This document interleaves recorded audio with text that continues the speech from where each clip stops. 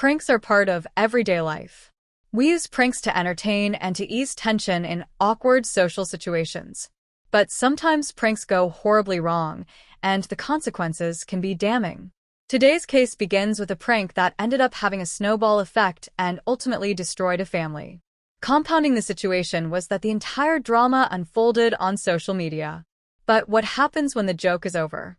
Who do you blame when it all goes wrong? Our case today takes us to a new territory. We venture to India, the home of spice, and more importantly, Bollywood. In this episode, we visit Kollam, one of 14 districts in the state of Kerala. Kollam is best known as the cashew capital of the world and is the largest border of processed cashews in India. The Kollam port was made famous by its role in the international spice trade. During the early years of civilization, Kollam was known to have had trade relations with both Phoenicia and ancient Rome. Today, though, it's captivated the public's interest for much darker reasons. Tuesday, January 5th, 2021 was a typical morning for 55-year-old Sodar Shahan Pill. He'd left his modest home in the village of Kaluvathakal in Kollam district and visited the local temple to perform his morning prayers. After completing his daily ritual, Pillai returned home and went to the kitchen to make himself a cup of tea. Sitting at the kitchen table, he savored the sweet hot drink. Little did he realize that the serene morning was about to be shattered by a shocking discovery. Rishma Farma, his 22-year-old daughter, came barging in, carrying something in her arms. She looked distressed as she called out for her husband, Vishnu, and her father, Pillai. Both Pillai and Vishnu rushed to see what was happening and realized she was carrying a newborn baby. The child was still alive, with the umbilical cord still attached. He looked healthy according to Pillai. Within moments, neighbors began pouring into the family's home, having heard about the discovery made by Rishma. According to her, she'd heard a baby crying and found the child dumped on a heap of garbage and dried leaves behind their home. Speculation began among the gathered crowd as they pondered who could have been the child's mother. Number one in the neighborhood had recently been pregnant. Within half an hour of the baby being found, the ambulance arrived and hurried the newborn baby boy to the government medical college hospital in Peripally, unable to help the baby. They later transformed the newborn to Sri Advendrino, a private hospital in Tiruvananthapuram. Back at the Pill household, several emergency units arrived to begin assessing the crime scene. Police officers, health officials, and a canine squad arrived and fanned out to search the area for any clues relating to the abandoned baby boy. It turned out into a feverish hunt to find the parents responsible for abandoning the newborn child in such an appalling manner.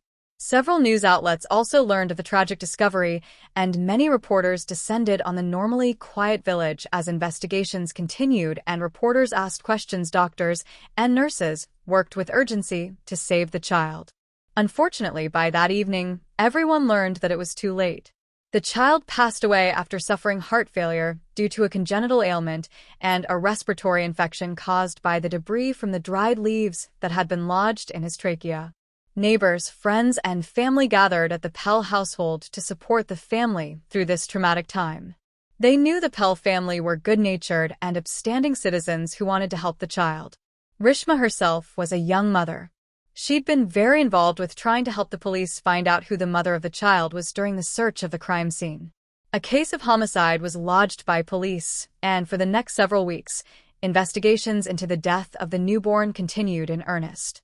Accredited social health activists from the Ministry of Health and Family Welfare were deployed to Kaluvathakal and neighboring villages to interview and look for women who were pregnant or had recently given birth. Investigators worked with hospitals and clinics to obtain CCTV footage and lit through various records and databases to see if anyone had registered at their health facilities for prenatal treatment or had visited the facility to deliver a baby. Investigators also obtained cell phone records from the towers in the area to ascertain if any of the numbers that pinged off their networks could lead them to their suspect. All these efforts were in vain, as number one could be identified or eliminated. As a last resort, investigators obtained a warrant from a local magistrate that allowed them to take DNA samples from those suspected of being responsible for the crime. These samples were collected and tested against those taken from the newborn child. It was going to be a long process, with COVID-19 infections surging and the Corolla Assembly elections taking place. Many of the officials investigating the case were shifted around and given other duties in other regions. Meanwhile, the Pilov family continued to cooperate with investigators in helping to find the parents of the unknown baby. It was a shocking discovery in their normally peaceful and family-oriented village for 5 months. Villagers continued to question how the baby boy came to be in their little village of Kalavatokal. They also questioned the behavior of the person responsible for the crime. The Pill family were held in high regard in their village, and the community commended their hard work during the investigation. It truly was a shocking event, but the real shocker was about to turn the investigation on its head. The villagers were about to discover a bizarre twist in the case, something that undoubtedly left them questioning if they truly knew their own neighbors at all. On June 20th, 2021, police ended on the Modest Pile household with a warrant of arrest for Rishma Varma, the woman who discovered the newborn baby. The discovery of the baby had already swept through the village like a wildfire. What they were all about to hear next was bound to open the floodgates of a sordid tale of deception. It was a disturbing turn of events to discover that the person being hailed a hero was, in fact, a wolf in sheep's clothing. DNA results prove that Rishma and her husband Vishnu Varma were the biological parents of the newborn discovered in the dump. Rishma was then charged with killing. She was arrested and taken into custody at the Chatham Nor police station for questioning, where she told the investigators a story of finding love and how it turned her into a murderer. In early 2020, Rishma had allegedly befriended a man named Anand on Facebook. It started off as an innocent friendship, but soon evolved into more, and Rishma began to fall in love with Anand with social distancing restrictions in place and a pandemic that was changing the lives of everyone. Rishma clung to the relationship with Anandu as a way of escapism, according to family members. Reshma and her husband Vishnu had a loving relationship. There had been no signs of abuse or neglect. It baffled family and friends as to why she sought to have an affair. She never spoken to Anandu or saw a proper picture of him, yet she felt a connection according to her confession. As restrictions eased off during the year, Ananda had suggested that they needed a beach town about 15 kilometers away from Kalavatokal called Varkala. Rishma made her way to Varkala, but was intercepted by her husband, Vishnu, who had allegedly been tipped off by a mutual friend. They argued about the incident and Vishnu broke her cell phone, but Rishma eventually gave in to Vishnu and seemed to accept that her relationship with Ananda was now over. However, that was not the case. Rishma continued to speak to Anandi using another relative's SIM card to chat. When she discovered she was pregnant, she knew that it would be almost impossible to run away and elope with her lover. So she decided to keep the pregnancy a secret. Being of a slight build, the deception should have been near impossible. Rishma made use of body shapers and wrapped claws around her waist to keep the bump from protruding. She also complained of severe menstrual problems and backache to avoid intimacy with her husband. Rishma also hid her pregnancy from her lover, Anandu. She feared he may not approve of their attempts to allow if he knew she was carrying Vishnu's baby. She allegedly gave birth to her child in the washroom of her home in the late evening of January 4, 2021, and then dumped him behind the house. It seemed abandoning her baby was the only way she could envision a future with Anandu. She created a diversion of discovering the baby in order to take away any scrutiny from herself. However, this ultimately led investigators right back to her own doorstep. Vishnu had been away at work in the Gulf region when he heard the news of his wife's arrest. He'd been baffled by the story and claimed he had no knowledge of Rishma's pregnancy. Vishnu spoke with a local news station upon his return to India. "I didn't know she was pregnant. If I'd known, this wouldn't have happened. She gave me no reason to suspect such a thing at all," he said. When reporters asked about the alleged fight between him and Rishma, Vishnu explained that it was a moment of weakness on both their parts as a couple. But for the sake of their daughter, he forgave Rishma, who promised she had ended the relationship. Police soon cleared Vishnu of any wrongdoing as he had provided legitimate proof that he'd been away from home for most of her pregnancy and was unaware of what had been transpiring in his home. In an interview with Rishma's father, Sadishan and Pillai, He said that Rishma had given no sign of being pregnant.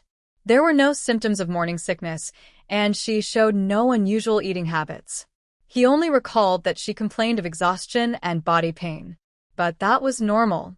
According to Pillai, the family had spent an entire day the weekend before she gave birth, traveling on a tour of temples, and not once did Rishma complain or show any signs of discomfort or pain.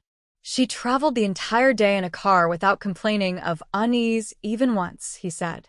But this was not Rishma's first time deceiving her family. When she was 18 years old, her husband Vishnu had come to the Pillai household to ask for her hand in marriage.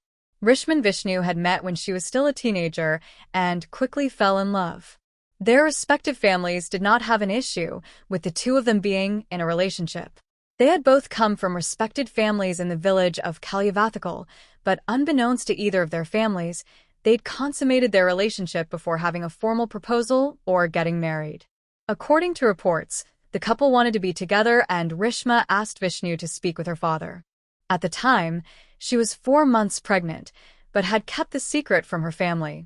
Pillai allowed the marriage to take place but was not happy about it. He had wanted Rishma to study and have a career for herself, but she wanted to get married and live with Vishnu. In an interview with a local newspaper, he said that he wanted Rishma to be happy with her life and did not want to stand in her way. A few months after the wedding, Rishma gave birth to a baby girl. It was then that her family realized that she had been pregnant all along. Vishnu's daughter was by then 4 years old and the apple of her grandfather's eyes. A neighbor of the Pillai also spoke about how Rishma had fooled them all following the discovery of the baby. He posted a photo of the baby on Facebook, believing the mother was summoned from their neighborhood. Rishma, he said, was always on the scene willing to help. Rishma was at the center of that melee. She was very calm, walking all over the place and talking to everyone. There was no reason to suspect her at all, he said.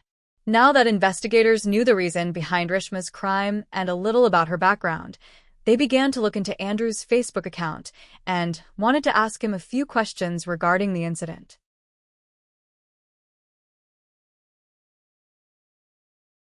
Police found hundreds of text messages exchanged between Rishma and Anandu. It looked as if the two had been planning to run away from their lives together and start somewhere new. Investigators were hopeful they could get the answers they needed from Anandu. But there was yet another unexpected twist in this sordid detail. Tracking Rishma's online lover proved futile. There seemed to be no such person. Police discovered the account had been fake. Rishma's father recalled that she had once traveled to Varkala to meet with a friend on Facebook, but did not say who it was. He said that Vishnu and Rishma had a heated argument following the incident, but nothing more came of the issue. He also mentioned that Rishma seemed too attached to her phone and spent hours chatting and sitting online with her friends. Police surmised that whoever had created the fake profile was catfishing Rishma, and she had been scammed. Rishma, though, refused to believe what the police were telling her about Anandu. She was adamant that he was a real person. Unable to trace the account themselves, police officers made contact with Facebook administrators to help in the investigation. Meanwhile, they looked through Rishma's accounts and cell phone records. Investigators were about to uncover yet another twist, one that possibly involved more than just Rishma as being part of the plan to abandon her baby and elope. They discovered that after the Varkala incident, Rishma had begun using a SIM card belonging to her sister-in-law, 23-year-old Arya Varma, the wife of Vishnu's brother Ranjit Varma. Investigators made contact with Arya after learning that she and Rishma were particularly close. They were also good friends with their niece, 22-year-old Rishma. Both women were summoned to the police station for questioning, as investigators suspected they may know more about the man named Anandu and the death of the baby.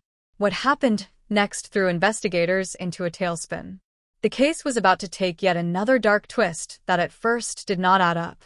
On June 24, 2021, Arya and Grishma failed to report to the police station. Investigators set out to visit both of their homes and discovered both women had gone missing. They tried tracking their social media activity and found that both Arya and Grishma had suddenly fallen silent on the afternoon of June 24, 2021. Having already gotten hold of cell phone tower signals for the initial case, Investigators were able to track their location to a spot near the Athakara River, a river known for its dangerous currents. CCTV footage located near the area revealed that both women were last seen walking near a road close to the river. Fearing the worst, dive teams were assembled, and a search of the river and surrounding area were conducted. On June 25, 2021, the bodies of both Arya and Grishma were recovered from the river. Police later discovered a letter written by Arya. Arya wrote about the ordeal they suffered because of Grishma's selfish actions. "I've only wanted to see their lives getting better. Please take good care of my son. I wasn't finished enjoying my life with Renshif, but I cannot bear being arrested by police in a case involving the killing. Please forgive me," it read. Police initially believed that both women knew of the plot concocted by Rishma to abandon her newborn and run away with her lover. For a while, it was believed that all three women were hatching a plan to help Rishma find a way to escape her marriage and her home. This theory was supported by the family, who claimed the three women shared a close bond. However, they were confused by their actions, as Rishma had seemed happy with her life, and Vishnu had only ever been a hard-working and faithful husband. Rishma also allegedly told police that both Arya and Grishma knew about the baby. Rumors began to spread in the village, and the Pill family shied away from public scrutiny. But the story was not so simple. More revelations would prove that sometimes an innocent joke can have severe consequences. It was then that a close friend of Grishma came forward and provided police with sworn testimony that proved Grishma was the only person responsible for abandoning her newborn baby. This friend, who wanted to remain anonymous, revealed that Arya and Grishma had been the two women responsible for creating the fake Facebook out of Anandu. It had started as a prank between both women, but soon spiraled out of control. Both Arya and Grishma wanted to see if Grishma would fall for another man while being married to Vishnu. This was after they discovered that Grishma had created several different Facebook profiles and was chatting with other men while Vishnu was away working. They started to chat with her and began having a virtual affair. Neither of them knew how serious Rishma was about leaving her husband, nor did they have any idea that she was pregnant. They went as far as to hire someone to go to Varkala when Rishma arrived for the meeting with an Andu and report back to them. Then they also secretly tipped off Vishnu, hoping he would find Rishma and find out she was carrying on a virtual affair behind his back. According to the friend, both women had no idea that Rishma had fallen so desperately in love with the Anda that she would stoop to this level. The testimony was backed up by Arya's mother-in-law, who confirmed that the day following Rishma's arrest, Arya had become tense and agitated. Her entire personality turned dark. Arya's mother-in-law then said that Arya told her she had made a huge mistake. She went on to tell her about how she and Rishma created the Ananda profile on Facebook, and how Rishma was chatting to another man while she was married to Vishnu.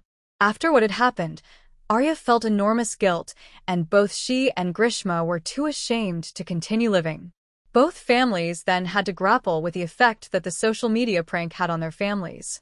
The disaster it has caused made them wonder if they really knew their loved ones as well as they assumed they did. The tragedy suffered by the Pillai family has altered their entire lives.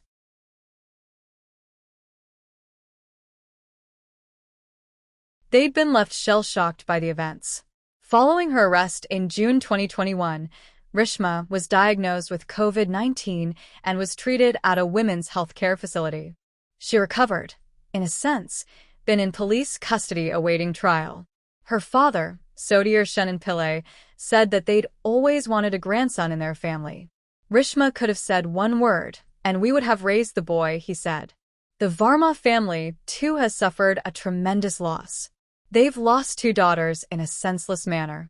Similarly, they feel there's no point in digging deeper into what caused all the drama in their quiet lives. Renshif, Arya's husband, has simply moved on from the situation, unable to find any reasonable answer to his questions. Everything is over, isn't it? There's no point talking about anything now.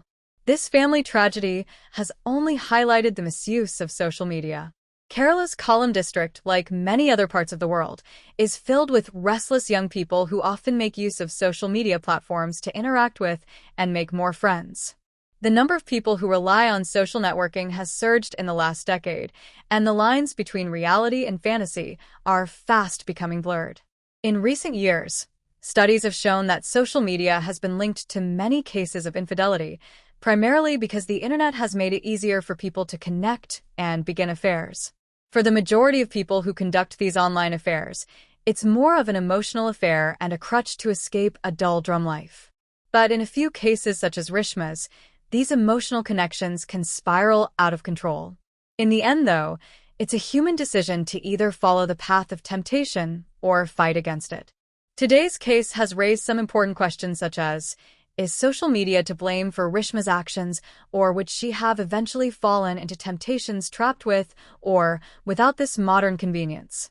Should we blame the pranksters for the consequences that followed in this particular case? Let us know your thoughts in the comment section.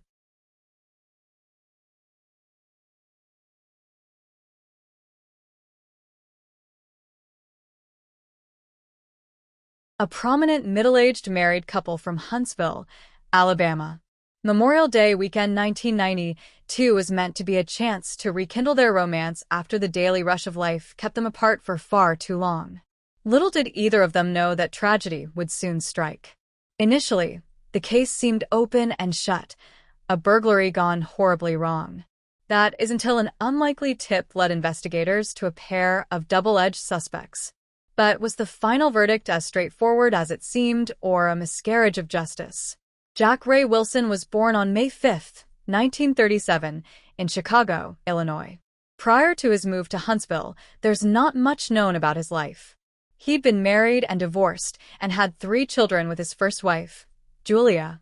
Following the breakup of his marriage, he needed a fresh start and made the move to Huntsville, Alabama.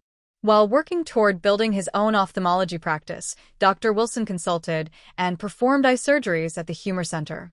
Betty remarried while incarcerated at the Julia Tutwiler Prison in Alabama to former Green Beret Bill Campbell. Campbell said he'd become fascinated by her plight after watching a 48 Hours episode about the case. The state of Alabama, however, does not allow for conjugal visits. In 2018, independent filmmaker Gene Adam Jr. began filming a documentary titled Finding Betty. It revolves around the case of Betty Wilson and what he calls a miscarriage of justice. For 4 years, he meticulously researched and compiled his own dossier regarding the case. In his documentary, Gene raises the question of how Peggy Lowe was acquitted while Betty Wilson was convicted based on the same evidence. He also points out the unreliable witness testimony provided by James White and the possibility that White was made to provide evidence under pressure from investigators. Another aspect he touches on is the character assassination of Betty Wilson on trial.